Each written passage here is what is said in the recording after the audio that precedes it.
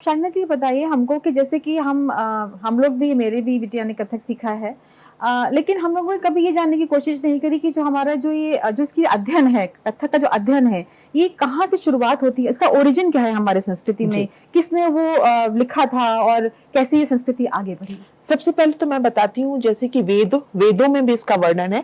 वेद में जब हम यज्ञ करते हैं तो यज्ञ करने की 3 विधाएं हैं, उन विधाओं में भी नृत्य आता है।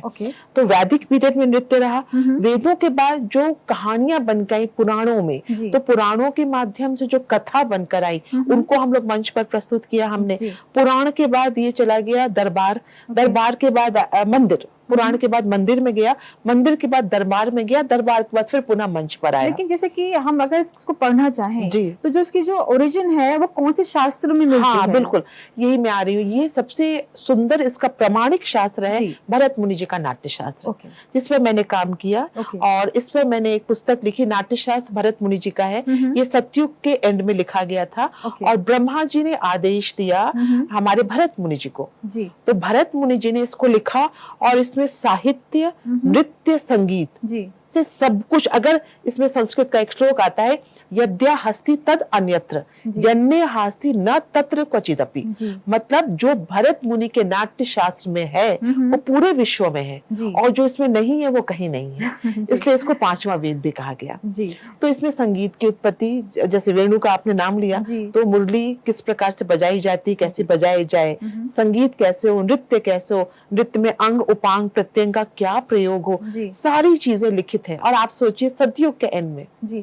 तो हमारे जैसे जितना हम जनरल जो लेमन जानता है वो जानता है कि हमारे जो संगीत से हैं वो शिव जी जुड़े हुए हैं और हमारे नारद मुनि जुड़े हुए हैं, या फिर सरस्वती को हम सबसे पहले हम लोग पूजा करते हैं, या फिर कृष्ण जी का नाम आता है। तो आई थिंक ये 4 ऐसे हमारे देवी देवता हैं जिनका हम प्रामाणिक रूप से हम उनको रखते हैं कि ये संस्कृत जो हमारा संगीत है इनकी उत्पत्ति में कहीं ना कहीं इनका हाथ है। इसको आप कैसे एक्सप्लेन करेंगे? देखिए, सबसे पहले तो आपको मैं इसके लिए एक श्लोक सुनाती हूँ कि नृत्यावसाने नटराजराजो ननाद ढक्काम नव पंचवारम उद्धर्तु कामा संकाद सिद्धा एतत् विमर्शे शिव सूत्र जालम। अर्थात भगवान शिव ने जब डमरू के निनाद से नृत्यावसाने, नृत्य कंप्लीट करने के बाद भगवान शिव ने जब डमरू बजाया तो वहां से 14 माहेश्वर सूत्र निकले, अ ई उ री ऐसे करके 14। तो उसको हमारे जो मुनि थे सनक सनकादिक और हमारे जो ऋषिगण थे जिन्होंने पाणिनि ने उसको व्याकरण बनाया। तो शुरुआत हमारी शिव जी से होती है। शिव जी से हुई। डमरू के निनाद से शब्द भी आए, तो शब्द के माध्यम से नृत्य, तो माँ सरस्वती शब्द की है स्रोत हमारे लिए। तो इसी प्रकार से जब पूरी सृष्टि में कुछ भी नहीं था तब शिव के डमरू से स्वर उत्पन्न हुए।